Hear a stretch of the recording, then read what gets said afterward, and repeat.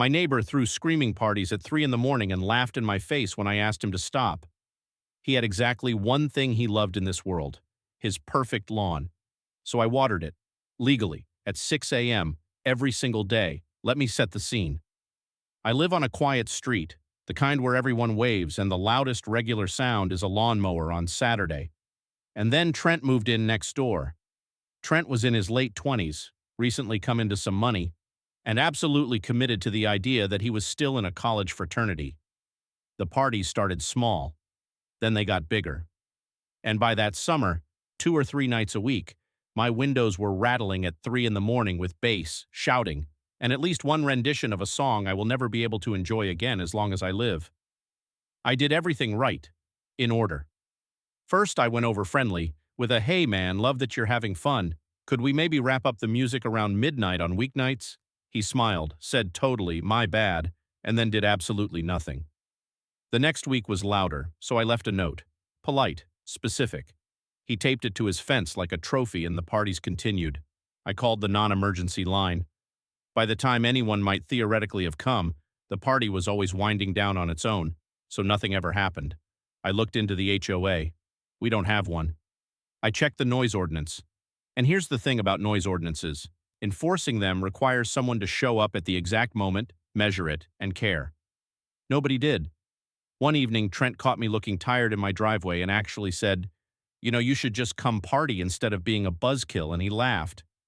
And in that laugh, I finally understood that there was no version of asking that was going to work. Trent didn't see me as a neighbor, he saw me as a buzzkill, an NPC, scenery. Now here is the one thing you need to know about Trent to understand the rest. Trent had a lawn. And not just a lawn, a lawn. He'd hired a guy to lay premium sod. He watered it by hand every evening. He edged it with a little tool, and he talked about it constantly.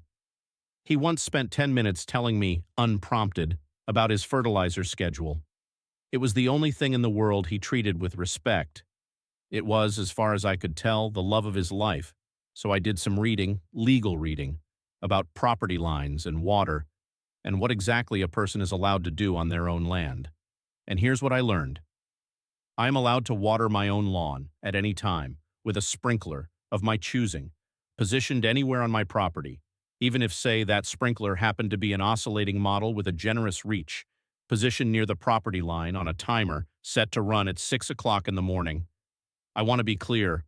Every drop of water that left that sprinkler started on my grass. It's not my fault where the wind and physics and a slightly upward tilt chose to carry the overspray. The overspray, it turned out, drifted just far enough to reach the edge of Trent's beloved lawn every morning. For a nice long cycle, right around the time the soil was coldest and the sun hadn't come up to dry it. You cannot imagine how fast a perfect lawn turns into a swamp when it gets a guaranteed second soaking every single dawn, on top of Trent's own evening hand watering. Within 2 weeks, his champion grass was waterlogged. Then it started to yellow. Then a soft gray fungus moved in, the kind that loves a lawn that never gets to dry out. And the best part, the absolute best part, is that Trent never once suspected me. Why would he? I was the buzzkill, the scenery. He thought it was a drainage problem.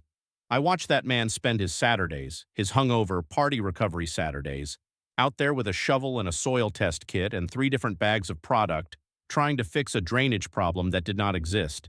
And to fix a drainage problem, you have to wake up early. You have to be functional at dawn. You cannot do that if you were up until 3 a.m. with the bass rattling.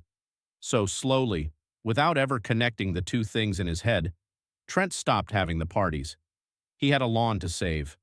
He moved out about a year later. The new neighbors are lovely and quiet. I turned the sprinkler back to a normal schedule the day Trent's moving truck pulled away. My grass, by the way, has never looked better. Funny how that works.